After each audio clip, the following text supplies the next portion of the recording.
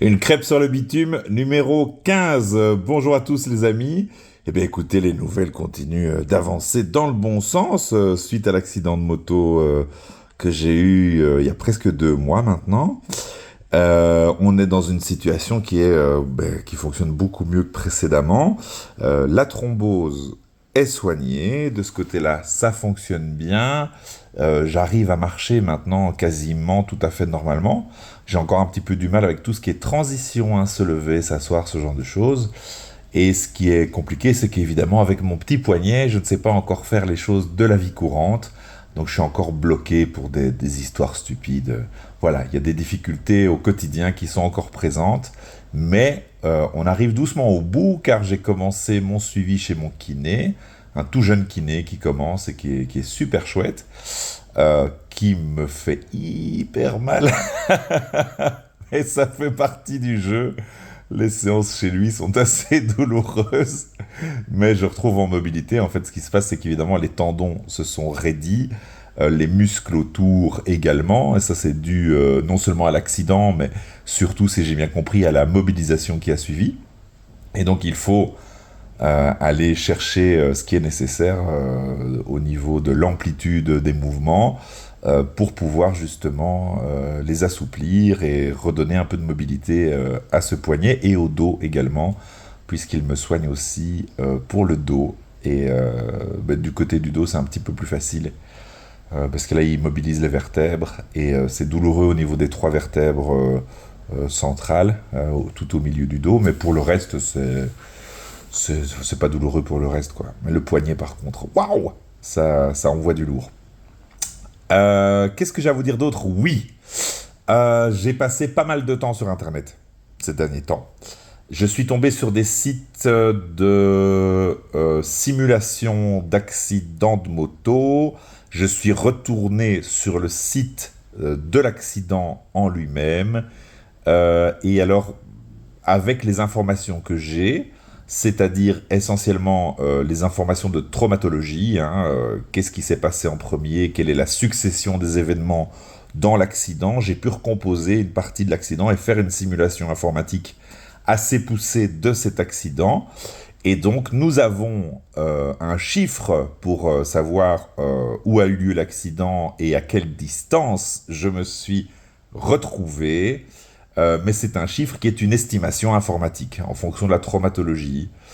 Eh bien, donc on n'a pas de chiffre précis puisque ça n'a pas été mesuré par la police le soir de l'accident.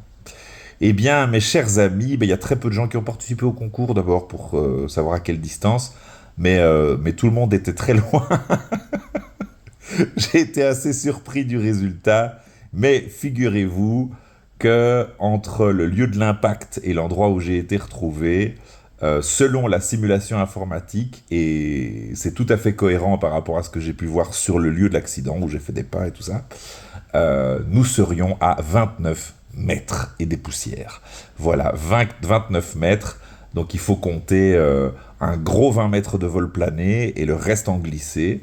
Ça, c'est cohérent par rapport aux blessures et c'est cohérent par rapport à l'état de la combinaison de la moto.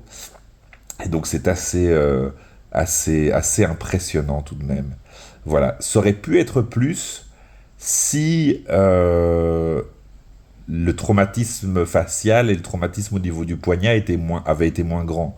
Parce qu'il y a une partie de l'énergie de la vitesse qui a été absorbée par le poignet et par la tête. Et apparemment, à 70 km/h, on peut déjà voler à 40 mètres ou un peu plus. Imaginons que j'avais pris la moto plus sur l'avant, au niveau du capot par exemple, et qu'il n'y avait rien eu pour venir percuter mon casque, rien eu pour arrêter mes mains, ce genre de choses-là, là je me serais retrouvé à 40 mètres en fait. Voilà. Et si j'avais rencontré un véhicule plus gros, j'aurais volé beaucoup moins loin. Mais si j'avais rencontré un véhicule plus gros, le plus probable c'est que j'aurais fait des hémorragies internes et sans doute je ne serais plus là pour en parler. Donc voilà, j'ai aussi appris des choses comme ça en accidentologie et c'était plutôt intéressant. Donc nous retiendrons 29, 30 mètres, on ne sait pas exactement, hein, 29 mètres et des poussières disait la simulation. Voilà qui est un petit peu amusant, puisque nous savons maintenant que je n'ai pas besoin d'avion pour savoir voler, mais simplement d'une Honda CBR 650R et d'une Ford Fiesta Break rouge. Et je pense que la couleur de la Ford était important par rapport à la capacité à savoir voler. Voilà.